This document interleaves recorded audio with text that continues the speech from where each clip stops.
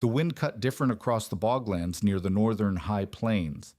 Thomas McReady learned that his first winter of 1871, when his cabin dropped to near freezing and he burned through 3 cords of scrub wood by January, still waking to ice on his water bucket.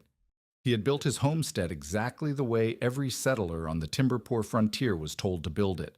Log walls, wood stove, stack your cordwood, standard and proven. Across the windswept prairie, homesteaders were fighting the same losing battle with cabins heated by scarce wood and failing by the season. Neighbors mocked when Thomas started cutting chunks of bog earth, calling it foolish dirt that would never burn. Over the next 2 winters, Thomas quietly applied an old country method that kept his cabin warm for days on what others dismissed as useless soil. In this video, I'll break down the exact steps and numbers behind his impossible fuel that every off-grid builder should understand. What did Thomas know about bog earth that made seasoned frontiersmen abandon their wood stoves? The northern high plains stretched endlessly in all directions from the scattered homesteads near Willow Creek, a meandering waterway that fed into boggy lowlands where cattails and marsh grass grew thick, but useful timber remained scarce as gold. By 1871, the wave of settlement had pushed far enough west that the great forests of Minnesota and Wisconsin lay days behind, leaving newcomers to scratch out clearings among stunted oaks, scattered cottonwoods, and whatever driftwood the spring floods deposited along the creek banks. Most homesteaders arrived with axes sharpened for the thick forests they remembered from back east, only to discover that a day's hard chopping might yield enough firewood for a week if they were lucky.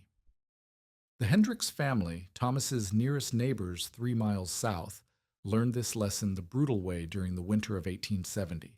Samuel Hendricks had built his cabin using the same methods his father taught him in the Pennsylvania woodlands. 16 by 20 feet of hewn logs with a stone chimney and a foundation of field stone. He had calculated his fuel needs based on the dense hardwoods of his boyhood, where a single oak might provide warmth for a month. But the scrubby prairie timber burned fast and hot, throwing off sparks and dying to coals within hours. By February, Samuel was pulling fence posts from his property line to feed the fire, and his wife Mary was boiling snow for drinking water because their well had frozen solid, despite the cabin's central fireplace. The McBride brothers, Irish immigrants who had claimed land near the eastern bog, faced an even grimmer situation that same season. They had built twin cabins side by side, sharing the labor and materials, but their combined wood gathering barely sustained one household through the coldest months. Patrick McBride later told Thomas that they had considered abandoning their claims and returning to the settled lands where firewood could be purchased from timber merchants rather than scraped together stick by stick from the prairie.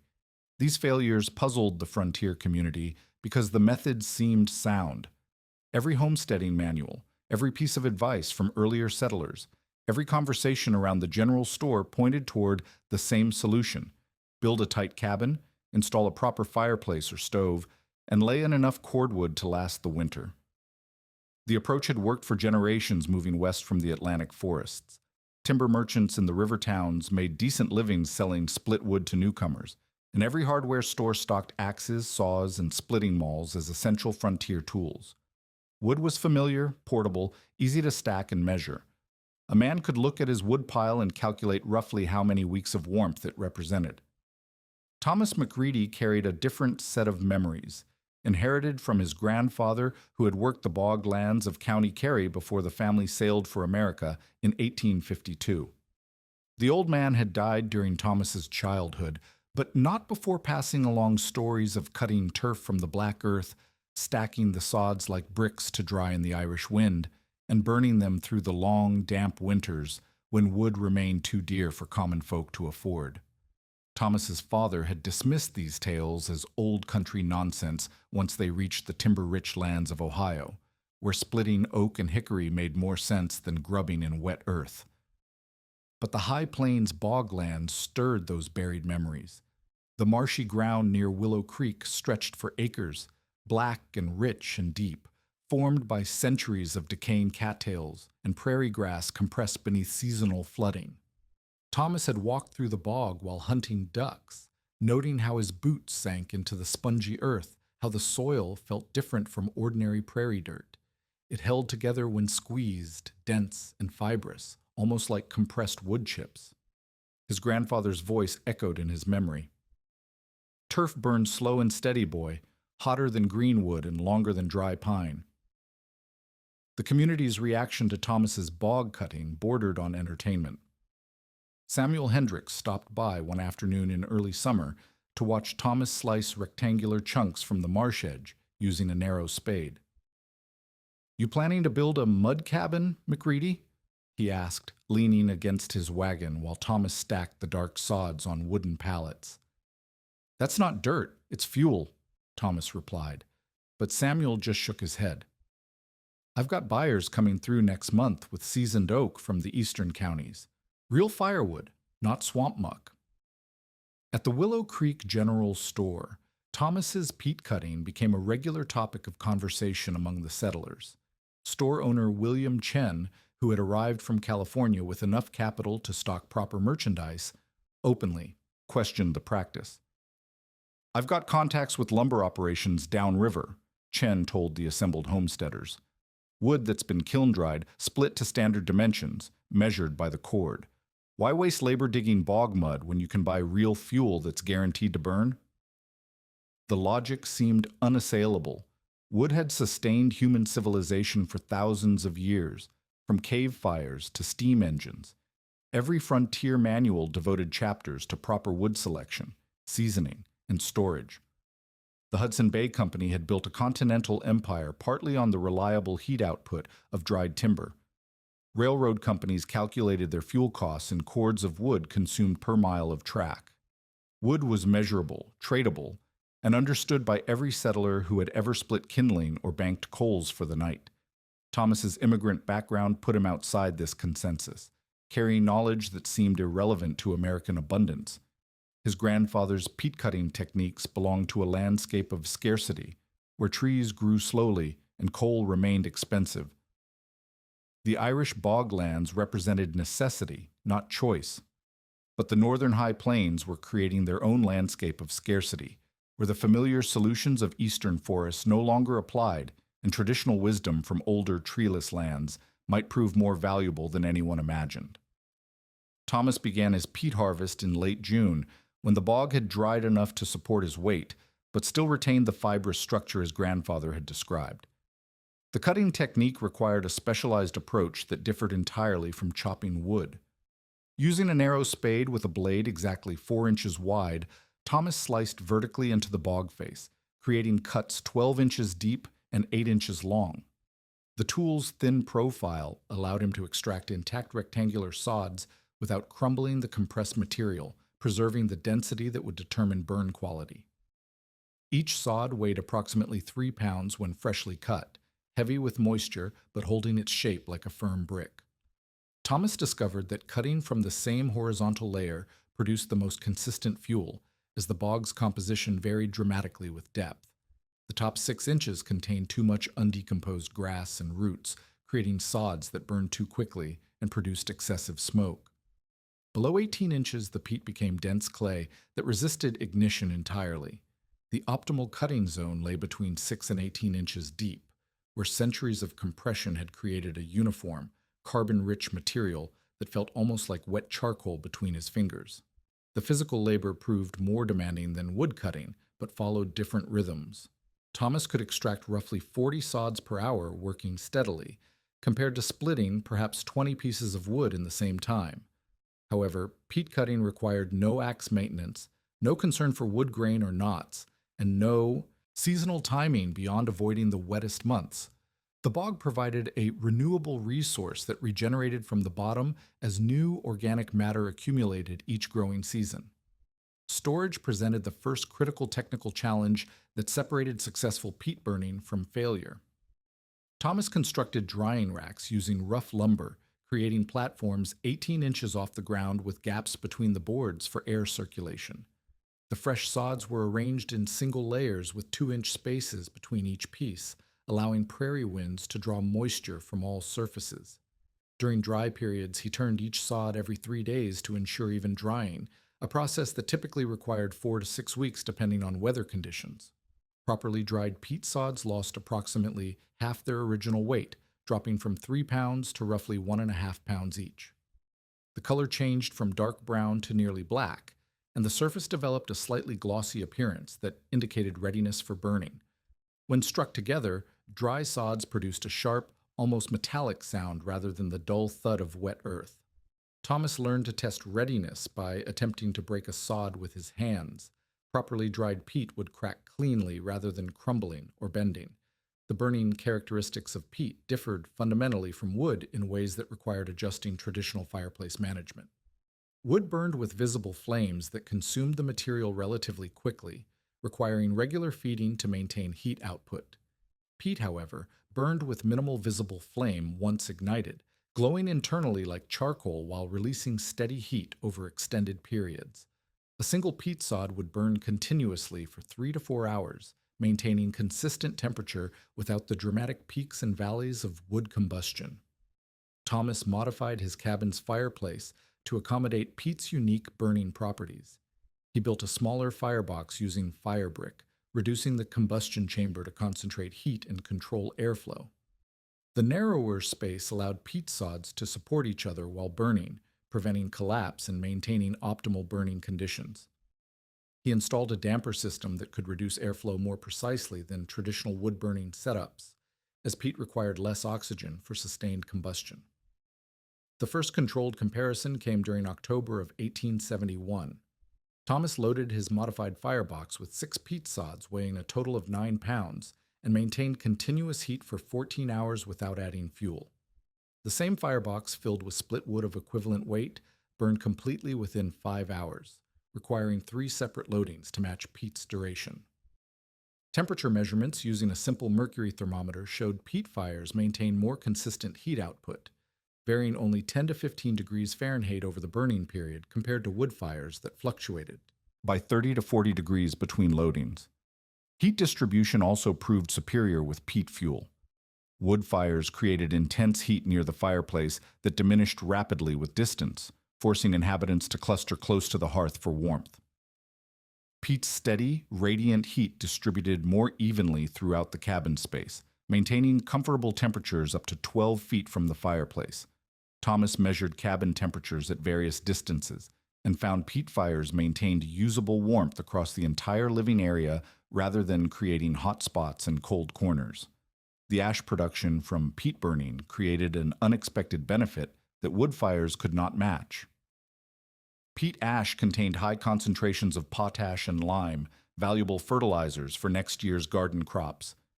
2 months of peat heating produced approximately 15 pounds of ash that Thomas mixed into his vegetable plots the following spring, improving soil fertility in ways that wood ash could not duplicate. This secondary value effectively reduced the total cost of winter fuel by eliminating the need to purchase commercial fertilizers. Smoke characteristics presented both advantages and challenges compared to wood burning. Peat produced less visible smoke once properly ignited, reducing the telltale plumes that advertised a homestead's location to potentially hostile parties.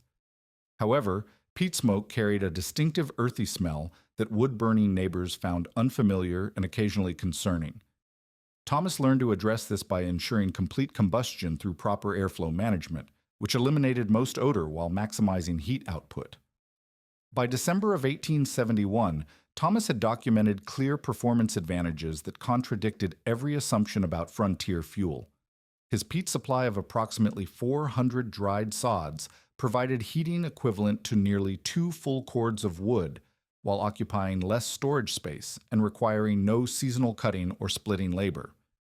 The steady burn characteristics reduced fire tending to twice daily rather than the hourly attention wood fires demanded, freeing time for other essential homestead tasks during the demanding winter months.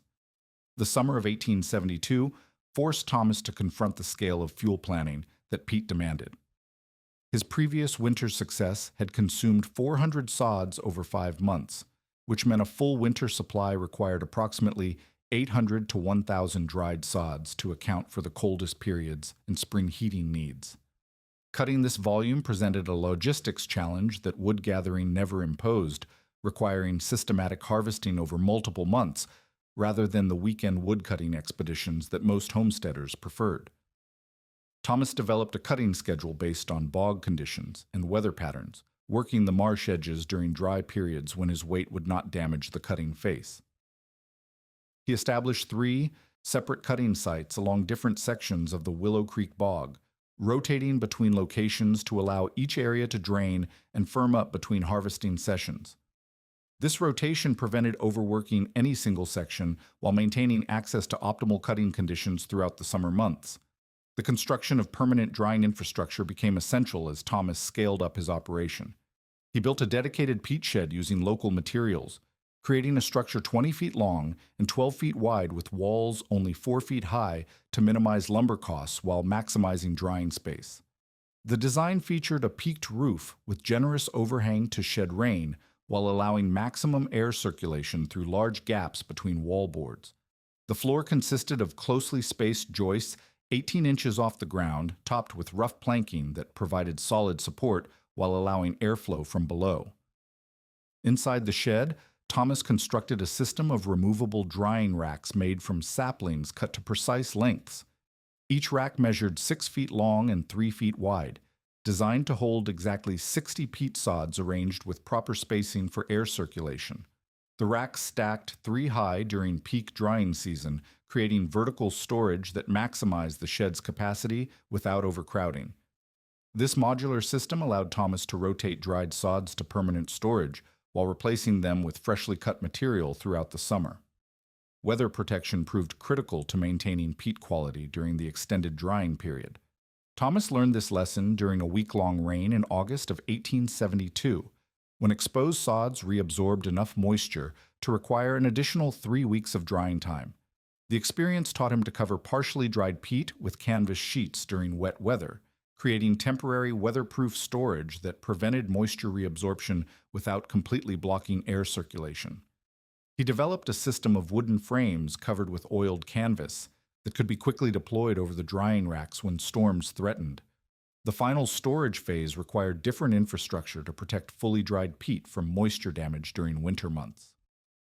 Thomas constructed a separate storage building adjacent to his cabin, designed specifically for long-term peat preservation.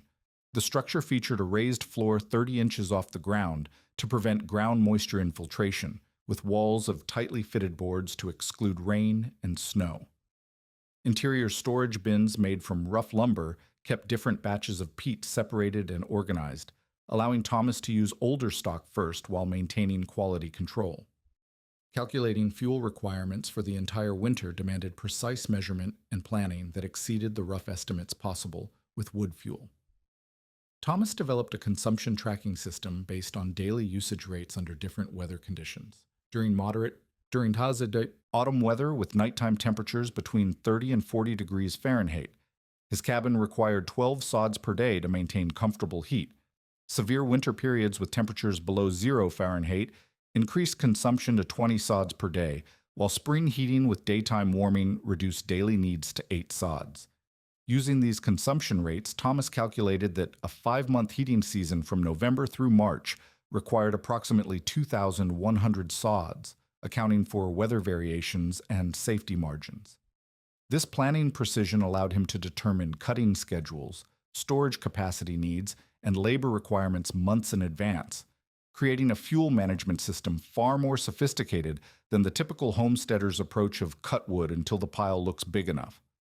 The labor scheduling for peat production required different timing than wood preparation.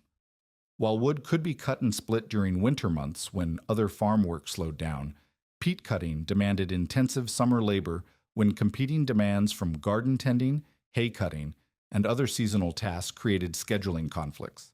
Thomas addressed this by dedicating 3 full days per week throughout June and July exclusively to peat work, treating fuel preparation as seriously as crop cultivation.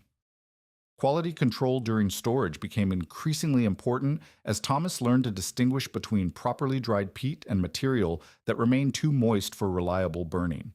He developed simple tests for storage readiness, including the metallic sound check and the clean break test, established during his first year, but added a moisture field test performed after sods had been stored for several weeks. Properly conditioned peat felt completely dry to the touch and showed no flexibility when bent, while inadequately dried material retained slight give that indicated potential burning problems. The McBride brothers attempted to replicate Thomas's peat system during the summer of 1872, but failed due to inadequate storage planning. They cut sufficient quantities of peat and achieved proper initial drying, but stored the finished sods in a simple lean-to shelter that allowed moisture infiltration during autumn rains. When they attempted to burn their stored peat in November, approximately 40% of their supply had reabsorbed enough moisture to burn poorly or fail to ignite entirely. Their experience demonstrated that successful peat heating required mastering the entire supply chain from cutting through storage, not merely copying the visible techniques. Thomas documented his fuel costs compared to wood purchasing, calculating that his peat operation required approximately 60 days of labor spread across the summer months to produce a winter's fuel supply. This compared favorably to the cash cost of purchasing equivalent wood fuel from timber merchants, which would have required approximately $40 at current prices, money that few homesteaders possessed. More significantly, peat production provided complete fuel security independent of supply chains, weather delays, or merchant availability that could leave wood-dependent settlers vulnerable during harsh winters. By autumn of 1872, Thomas had established a sustainable fuel supply system that produced reliable heating independent of timber availability or cash resources. His systematic approach to cutting, drying, and storage had transformed an experimental technique into a replicable method that could support long-term homestead survival in timber-poor regions. The infrastructure investment required significant initial labor, but created a fuel production system that would serve his homestead for decades, while providing complete energy independence from external suppliers. Thomas discovered during his first winter with peat fuel that superior combustion meant little if the cabin envelope leaked heat as quickly as it was produced. His original cabin construction followed standard frontier practices with gaps between logs chinked using simple mud and straw, a method that worked adequately with abundant wood fuel but proved inadequate when fuel conservation became critical. Cold air infiltration through poorly sealed joints forced his heating system to work against constant heat loss, reducing the efficiency advantages that peat fuel offered. The most significant heat loss occurred along the north wall, where prevailing winter winds drove cold air through gaps in the log chinking.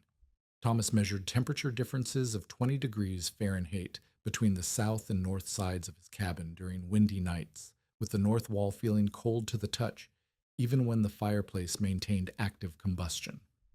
These temperature variations indicated that heated air was escaping through the wall joints, while cold outside air infiltrated to replace it, creating continuous heat loss that no fuel source could overcome efficiently. Thomas addressed the chinking problem using a 3-layer sealing system adapted from European building techniques his grandfather had described. The first layer consisted of small stones and wood chips packed tightly into the largest gaps between logs, creating a physical barrier that blocked major air passages. The second layer applied a mortar made from local clay mixed with chopped prairie grass and animal hair obtained from hide processing, forming a more flexible seal that accommodated the natural expansion and contraction of the log walls. The final layer used a lime wash made from burned limestone mixed with water, creating a hard surface finish that resisted weather erosion while sealing minor gaps that the mortar might miss. The thermal mass installation required more sophisticated construction techniques that differed entirely from standard cabin building. Thomas built a stone bench along the north wall using fieldstone, gathered from the prairie, creating a structure 3 feet high, 18 inches deep, and running the full 12-foot length of the cabin's interior north wall. The bench construction used fitted stones laid in clay mortar, with the interior filled with smaller rocks and gravel to create thermal storage capacity. This mass was positioned to receive radiant heat from the fireplace during active burning and release that stored heat gradually during the night hours when the fire burned lower. The stone bench served multiple functions beyond heat storage, providing seating during daily activities and a warm sleeping surface during the coldest nights when cabin temperatures dropped significantly. Thomas calculated that the bench contained approximately 2 tons of stone mass, enough thermal storage to absorb substantial heat during peak burning periods, and release it slowly over 6 to 8 hours. The stone's surface temperature remained noticeably warm to the touch for hours after the fire died to coals, extending the effective heating period of each fuel loading. Roof insulation presented the greatest construction challenge because it required modifying the existing structure without compromising weather protection. Thomas removed the original wood-shake roof and installed a sod roof system using techniques borrowed from Scandinavian immigrant construction. The process began with laying a waterproof membrane made from overlapping sheets of birch bark collected from trees along Willow Creek, creating a moisture barrier that prevented water infiltration while allowing the roof structure to support additional weight. Above the bark membrane, Thomas installed a layer of split logs laid perpendicular to the roof rafters, creating a solid platform for the sod installation. The sod layer consisted of prairie turf, cut in rectangular sections 18 inches long and 12 inches wide, laid grass side down with joints overlapping to prevent gaps. The total sod thickness measured 6 inches when installed, providing substantial insulation value while adding approximately 40 pounds per square foot to the roof loading. The grass roots in the sod layer gradually died and decomposed, creating air pockets that enhanced insulation performance. The cabin's orientation modifications required relocating the entrance and installing a vestibule system to minimize heat loss during winter access. Thomas built a small entry chamber measuring 4 feet by 6 feet attached to the south side of the cabin, creating an airlock system that prevented direct wind infiltration when the main door opened. The vestibule design included double doors with overlapping weather stripping made from strips of hide, ensuring that cold air could not flow directly into the main living space during entry and exit. Window modifications addressed another major source of heat loss that standard cabin construction ignored. Thomas replaced the single large window on the south wall with 2 smaller openings, reducing the total glass area by approximately 30% while maintaining adequate natural lighting. He installed thick wooden shutters on the interior side of each window, creating an insulating airspace when closed during the coldest periods. The shutters were hinged to fold completely out of the way during daytime hours, while providing effective thermal barriers during nighttime and severe weather. The combined envelope improvements created measurable changes in cabin performance that justified the additional construction labor and materials. Thomas documented interior temperature stability using his mercury thermometer, recording readings at multiple locations and times throughout the heating season.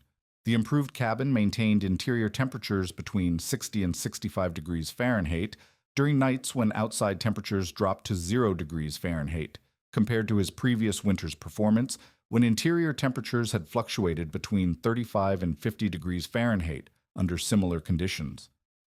Fuel consumption measurements revealed the true value of the thermal envelope improvements.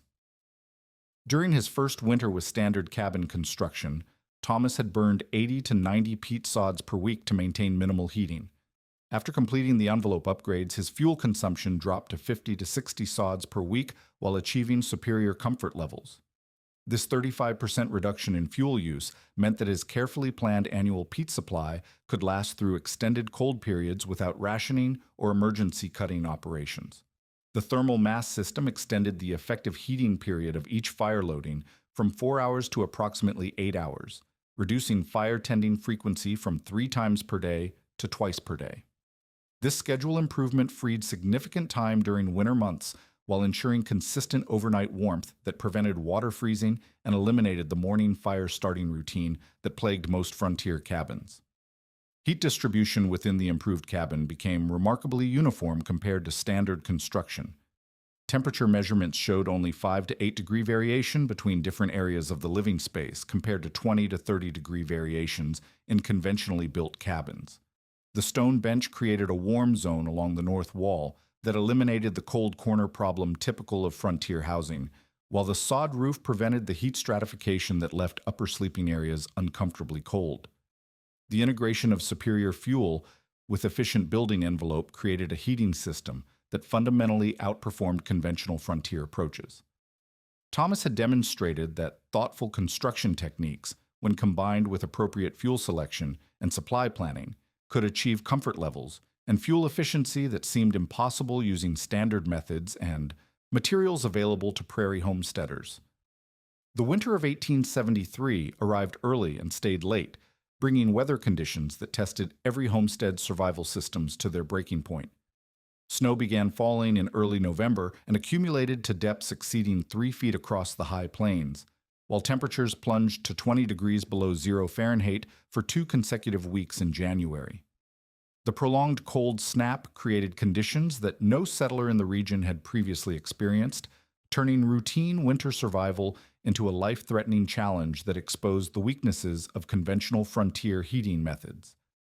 Samuel Hendricks discovered the inadequacy of his wood-based heating system when his fuel supply ran critically low by mid-January.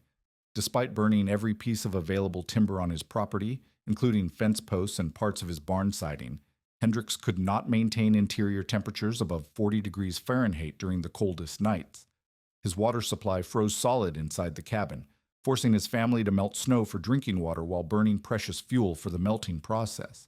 The combination of fuel shortage and extreme cold created a cascading crisis that threatened the family's survival well before spring arrived. The McBride brothers faced even more severe consequences when their shared wood supply proved insufficient for heating both cabins adequately. Patrick McBride made the difficult decision to abandon his cabin entirely and move his family into his brother's dwelling, concentrating their remaining fuel to heat a single structure. Even with this consolidation, they were forced to heat only one room of the cabin, sleeping together in the kitchen area closest to the stove, while allowing the rest of the building to freeze. Both families later reported that ice formed on the interior walls of unused rooms, creating conditions similar to outdoor storage rather than human habitation. Throughout the settlement, similar stories emerged as wood-dependent homesteaders struggled with fuel exhaustion and inadequate heating capacity. The general store owner William Chen documented selling his entire stock of kerosene and lamp oil to desperate families who burned liquid fuel in makeshift heaters, creating dangerous fire hazards while consuming expensive resources that provided minimal heat output.